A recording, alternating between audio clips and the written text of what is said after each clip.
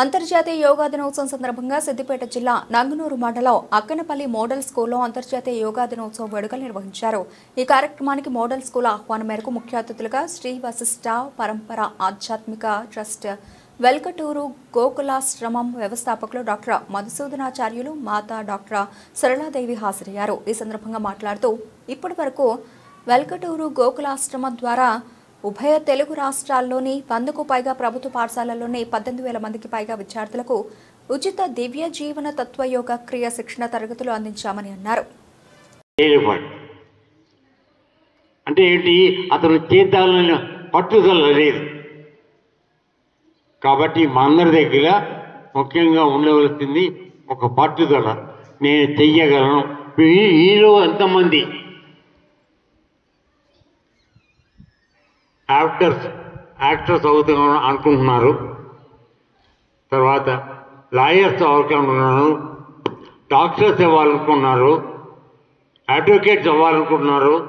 ఎన్నో అవసరాలు. కొంతమంది పోలీస్ వచ్చి చాలా స్కూల్స్లో పిల్లలు వచ్చి నేను ఎస్ఐ అవుతాను తాత అని అడిగి వాళ్ళు ఉన్నాను. సో ఆ విధంగా మీ అందరి జీవితాలు కూడా ఒక ఆశయం ఉంది.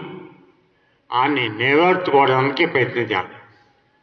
దానికి ఉపయోగపడేది ఈ చేసే చెప్పబడుతున్నది యోగం మీకు ఉపయోగపడతాం. ఎందుకంటే మన అందరిలోనూ ఒక అద్భుతమైన శక్తి లోపం ఉంది. అది ఏ రూపంగా ఉంది అంటే మనం తీసుకున్న ప్రాణవాయువు దాని రూపంలో మనకు ఉంది. ఇది అంతటా వ్యాప్తి ఉంది.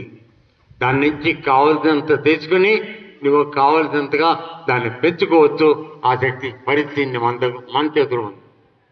అది నేర్పేది యోగం. ఎందుకంటే ఈ యోగాలు అంటే మేము నేర్పడుతున్నది ఈ దివ్య జీవన తత్వ యోగతం అనేటువంటి క్రీడలు ఇవాళ చెప్పడానికి అవకాశం లేని పరిస్థితి. అయితే మీకు యోగా డే కాబట్టి యోగ ఆసనాల గురించి అంతవరకు మా యోగా మాస్టర్తో చెప్పిస్తాము.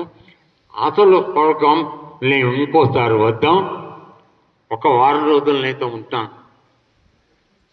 మీకు అసలు రహస్యం ఎక్కడుంది, శక్తిని ఏ విధంగా మనం ఉపయోగించుకోవాలి, మనం శక్తివంతంగా ఎప్పుడు ఎలా మారాలి, అప్పుడు ఈ ప్రపంచం మాకు చెయ్యలేని పని ఉండదు.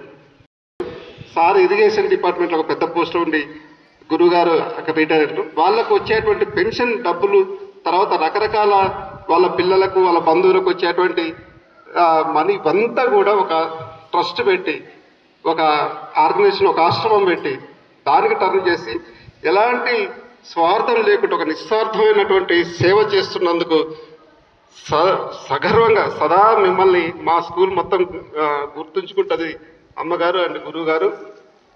ఈ రోజులలో ఇట్లాంటి గొప్ప మనుషులు కనబడటమే చాలా అరుదుగా ఉంది. అంటే మనం ఒక సేవ చేయడానికి లేదా ఒక మంచి పని చేయడానికి ఏదో మనం ఆశిస్తుంటాం. ఒక మంచి పేరు రావాలనో ఇంకేదో రావాలని ఆశిస్తున్నాం. అట్లాంటి రోజులలో మనం ఈ రోజు బతుకుతున్నాం.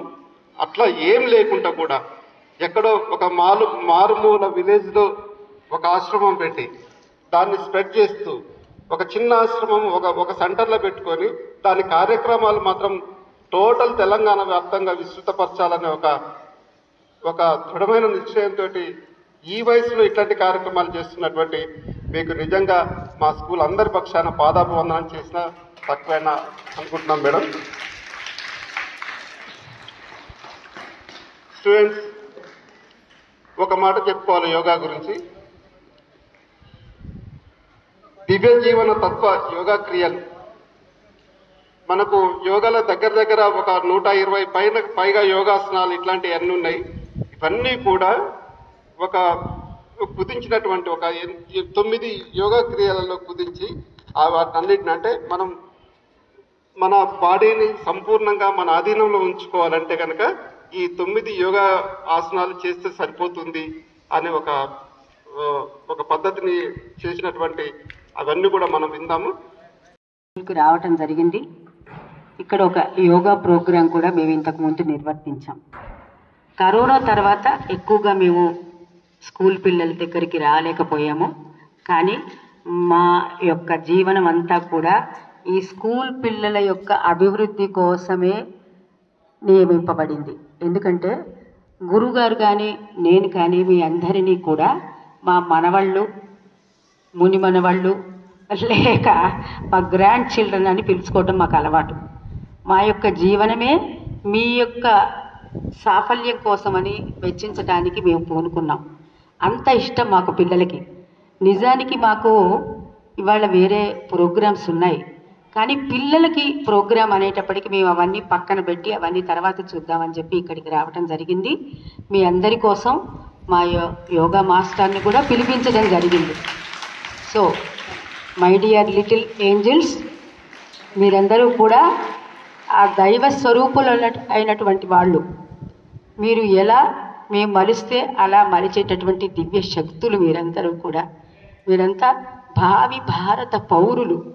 ఎంతో ఉన్నత ఆశయాలతో గొప్పదైనటువంటి జీవన శైలి అవలంబించాల్సినటువంటి గొప్పదైనటువంటి శక్తి గల శక్తి క్షేత్రాలు మీరంతా కూడా. అయితే ఆ మలచటంలో మేము వైఫల్యం కాకుండా మీకు మాకు తోచినటువంటి అన్ని విధాలైనటువంటి సహాయ సహకారాలు అందించడానికే ఇప్పుడు మేము ఇక్కడికి రావడం జరిగింది. ఎక్కువగా మేము ఈ కరోనా తర్వాత కొద్దిగా మా ఆరోగ్యం దెబ్బతిన్నా కానీ మిమ్మల్ని చూడాలి, ఈ పిల్లలందరినీ ఒకసారి చూడాలి. ఈ వీళ్ళందరూ కూడా ఈ భారతదేశానికి వెన్నెముకగా తయారవ్వాలి.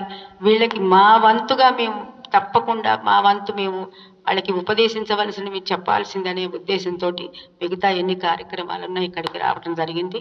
మీరందరూ కూడా దివ్యాత్మ స్వరూపులు. చాలా గొప్ప